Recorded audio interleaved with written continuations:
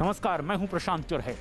Corona इस समय सेहत के लिए सबसे बड़ा खतरा बन चुका है और कोरोना के कहर से बचने के लिए 2 गज की दूरी और मास्क पहनना है बहुत जरूरी।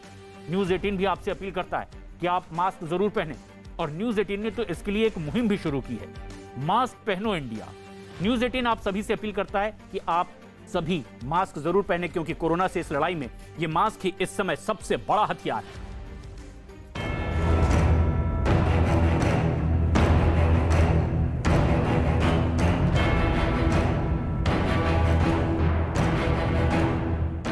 लगा हुआ, आप लोग क्यों बाहर लगे? खाना है, पेट के लिए निकलना पड़ेगा ही।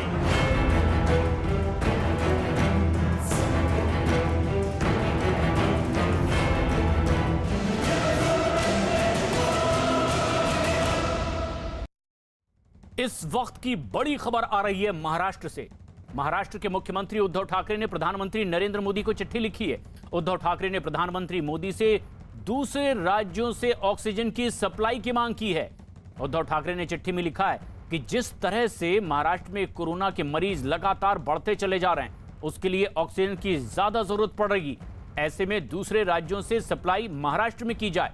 प्रधानमंत्री से आगे भी मांग की है उन्होंने कि रेमडेसिविर इंजेक्शन भी उन्हें दिया जाए और रेमडेसिविर बनाने वाली कंपनियों को सीधे महाराष्ट्र को सप्लाई करने के निर्देश दिए जाएं।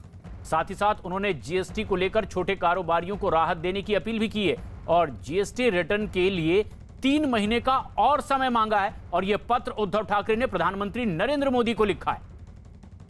अभिषेक पांडे हमारे सहयोगी इस वक्त हमसे सीधे जुड़ रहे हैं। अभिषेक, इस चिट्ठी के आशय क्या हैं? किस तरह की अपील महाराष्ट्र सरकार की ओर से मुख्यमंत्री ने की है प्रधानमंत्री को पत्र लिखते हुए?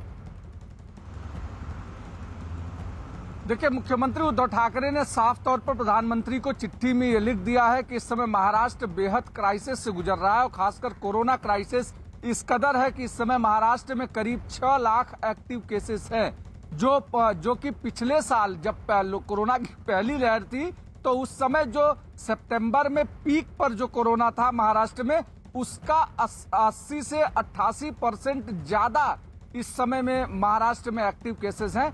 यानी 5,64,000 केसेस हैं जो 1-2 दिन में बढ़कर ये 6 लाख के आसपास एक्टिव केसेस में पहुंच जाएंगे।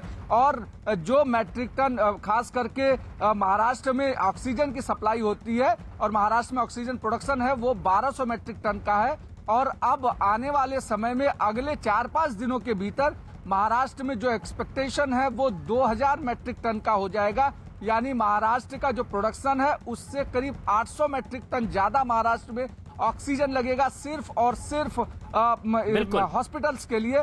ऐसे में तुरंत महाराष्ट्र को सप्लाई की जाए। साथ ही रेमडेसिविर इंजेक्शन को लेकर के भी उन्होंने कहा कि जो हाहाकार मचा हुआ है, बिल्कुल, तो रेमडेसिविर इंजेक्शन के लिए भी सीधे कंपनियां महाराष्ट्र यानी अभिषेक, जिस तरह की भयावह स्थिति महाराष्ट्र में है उससे अवगत कराया है और कुछ राहत की मांग भी प्रधानमंत्री से की है सीएम उद्धव ठाकरे ने। लेकिन इधर दिल्ली में कोरोना की रफ्तार को रोकने के लिए दिल्ली सरकार ने बड़ा फैसला लिया है। कोरोना की चेन तोड़ने के लिए मुख्यमंत्री अरविंद केजरीवाल ने दिल्ली में वीकेंड कर्फ्यू लगाने का ऐलान किया है। 16 अप्रैल से रात 10 बजे से वीकेंड कर्फ्यू लागू होगा और इस दौरान शहर में सभी मॉल, जिम, स्पा, थिएटर बंद रखे जाएंगे। बाहर से आने वाले लोग टिकट दिखाकर ही आगे यात्रा कर सकेंगे और इसके अलावा शादी समारोह के लिए कर्फ्यू पास जारी किया जाएगा अब दिल्ली सरकार की ओर से। स्थिति जैसे हम देख रहे हैं, रोज़ केसेस बढ़ते जा रहे हैं। इस स्थिति को कंट्रोल करने के लिए दिल्ली सरकार ने कुछ निर्णय लिए हैं। आज एलजी साहब के साथ मीटिंग हुई थी और सब ने मिलके ये निर्णय लिए हैं कि वीकेंड के ऊपर कर्फ्यू दिल्ली के अंदर लगाया जाएगा।